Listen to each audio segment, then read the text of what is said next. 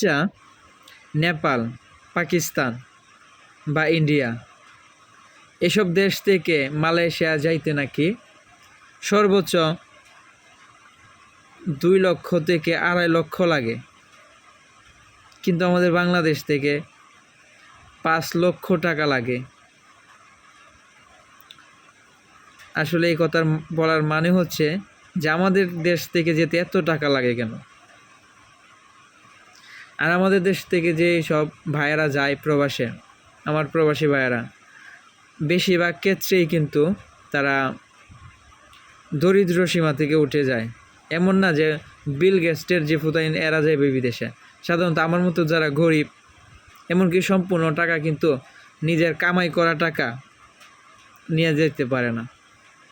হয়তো তার নিজের জমি বন্ধক রাখছে, নয়তো তার মায়ের বা তার স্ত্রীর ওই স্বর্ণ এগুলা বন্ধক রাখে, এগুলা দিয়ে তারা বিদেশে যায়।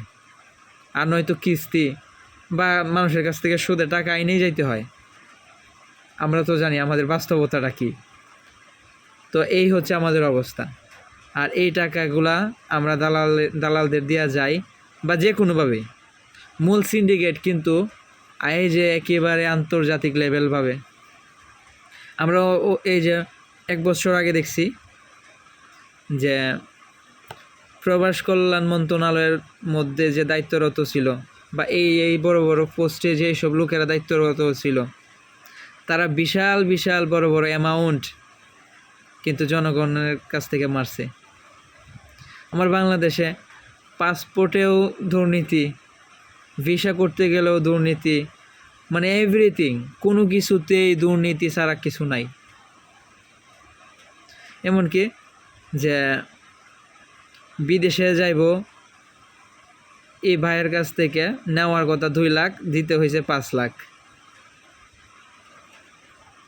এসব নিয়ে যেন কেউ কথা বলতে চায় না। আসলে আমার দেশের নেতারা আসলে এরকম। তারা যদি এসব বিরুদ্ধে কথা বলে তো তাদেরও তো লিঙ্ক ভাইরাল হয়ে যাবে। এই বই হয়তো কথাই বলে না। আসলে কিছু কিছু ব্যক্তি বর্গরা এসব নিয়ে কথা বলার কারণে হয়তো আমরা জানতে পারছি। তাদেরকে স্যালুট, এরকম সত্য নিউজ, সত্য খবর আমাদের সামনে নিয়ে আসার জন্যে। এসব সিন্ডিকেট যদি বন্ধ হইতো, বাংলাদেশ এমনিতেই সিঙ্গাপুর, মালয়েশিয়া কবি হয়ে যেত। আল্লাহ তোমাদের বাংলাদেশে কম দিছে না, কিন্তু আমরা জনগণ যোগ্য সৎ ব্যক্তিত্ব চিনতে পারি নাই। নিজেদেরকে খুব সস্তায় আমরা বিক্রি করে দিই। এই হচ্ছে আমাদের একটা দোষ। আচ্ছা, আল্লাহ আমাদের সৎ হওয়ার তৌফিক দিক। তো ওই যে শেখ হাসিনার যাদেরকে বড় বড় দায়িত্বে রাখছিল, তারা বিশাল বিশাল অ্যামাউন্ট শেখ হাসিনারা দিত, তারাও নিজেরাও খাইতো। তো কারটা খাইতো? আমাদেরটাই তো খাইতো। আর সবচেয়ে বড় কথা হচ্ছে যে সবচেয়ে বড় কথা হচ্ছে যে রেমিটেন্স যোদ্ধাদের দ্বারা এই দেশটা চলে, যাদের জন্যে বাংলাদেশের অর্থনৈতিক যে কি বলে রিজার্ভ, এটা একমাত্র কিন্তু প্রবাসীদের জন্যই কিন্তু এই অর্থনৈতিক যে ব্যবস্থাটা বা রিজার্ভের এই ফান্ডটা এটা ভরে। আর কোনোভাবেই কিন্তু এটা ভরে না। একমাত্র প্রবাসীদের উপরে ডিপেন্ড করে কিভাবে দেশটা চলবে বা ওই বিশ্ব বাণিজ্য করবে না করবে। তারপরেও কিন্তু আবার অনেক বালাই শুনি যে প্রবাসীদের চারাই ভোটাভুটি হবে। এটা কখনো মেনে নেওয়া যায় না। আমি মনে করি যদি বলে যে প্রবাসীদের ভোট দেওয়া সিস্টেম করা হবে না, তাহলে অবশ্যই 1 বছর আগের মতো আবার শাটডাউন করে দেওয়া হইব। আর কোনো টাকা পাঠানো হইব না। হ্যাঁ, পাঠানো হইব, তবে গুন্ডির মাধ্যমে, যাতে আবার এই বেকায়দায় পড়ে সরকার। অর্থাৎ যে কোনো বিষয়ে প্রবাসীদের গুরুত্ব দেওয়া হোক।